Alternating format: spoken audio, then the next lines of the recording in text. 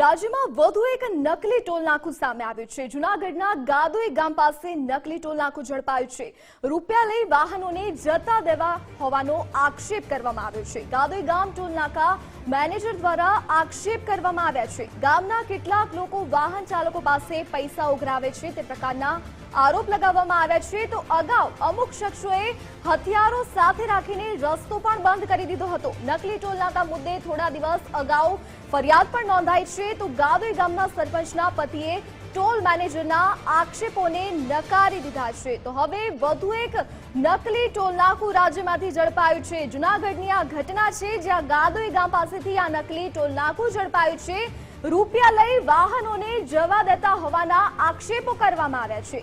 ગાદોઈ ગામના toll નાકાના manager દ્વારા તમામ આક્ષેપો કરવામાં આવ્યા છે। ગામના કેટલાક લોકો વાહન ચાલકો પાસેથી પૈસા પણ ઉઘરાવે છે। વધુ જાણકારી સાથે સંવાદદાતા સાગર ઠાકર ફોનલાઈન પર જોડાઈ ગયા છે। જે સાગર, વધુ એક નકલી ટોલ નાકું ઝડપાયું છે, શું વિગતો સામે આવી છે?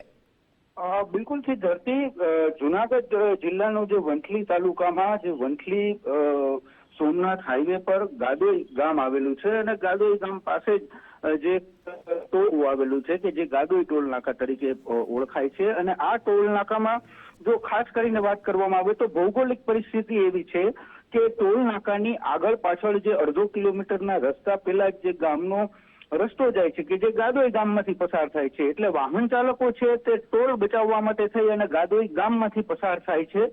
અને તેને લઈને જે ટોલ સંચાલકો છે તેમનો એક દાવો છે કે જે ટોલ છે એમાં દરરોજના અંદાજે 1000 જેટલા વાહનો ગામમાંથી પસાર થતા હોય, તેથી ટોલને લાખો રૂપિયાની નુકસાની જાય છે। આ અંગે અગાઉ પણ છે તે અનેક વિવાદો થયા હતા। આસપાસના જે ગ્રામજનો છે તેમની માંગ છે કે જે એમને ટોલમાંથી રાહત આપવામાં આવે, કારણ કે એમને જે મોટાભાગના જે ખેડૂતો હોય એને આસપાસ એમને તાલુકા મથકે ખરીદી માટે આવવા જવાનું હોય ત્યારે ટોલ ચૂકવવો પડતો હોય છે। ત્યારે આ અંગે અગાઉ આંદોલનો પણ અનેક થયા છે અને અનેક વિવાદો પણ થયા છે। જે આ મામલો સમગ્ર સામે આવ્યો હતો એમાં તાજેતરમાં 4 ડિસેમ્બરના રોજ ગ્રામજનો અને ટોલના સંચાલકો વચ્ચે પણ બોલાચાલી બાદ સામાન્ય મારામારી પણ થઈ હતી અને તેને લઈને વંથલી પોલીસ સ્ટેશનમાં ફરિયાદ પણ નોંધાઈ હતી।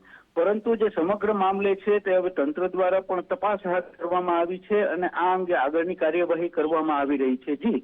જી સાગર, વિગત બદલ આપનો આભાર।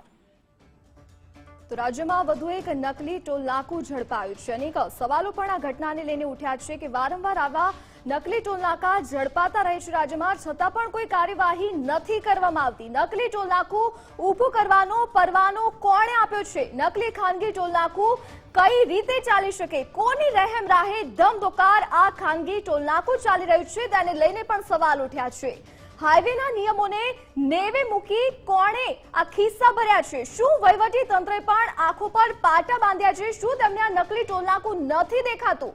સાહેબો, શું નકલી ટોલ કાર્ડમાં પણ તમારા હાથ કાળા છે? શું હપ્તાથી મલાઈ ખાઈને તમે ચાલવા દો છો? આ વેપલો જે ચાલી રહ્યો છે સરકારી તિજોરીને પણ નુકસાન પહોંચી રહ્યું છે। તો આ ખેલમાં કોણ સામેલ છે તેને લઈને પણ હવે સવાલ ઉઠ્યા છે। તો રાજ્યને નકલીનો અડ્ડો બનાવ્યો છે। તો સાહેબ, સરકાર તંત્ર ક્યારે જાગશે? ક્યારે કાર્યવાહી કરવામાં આવશે આ મામલે? સરકારી તિજોરીને કેટલું નુકસાન થાય છે તેનો કોઈ અંદાજ છે?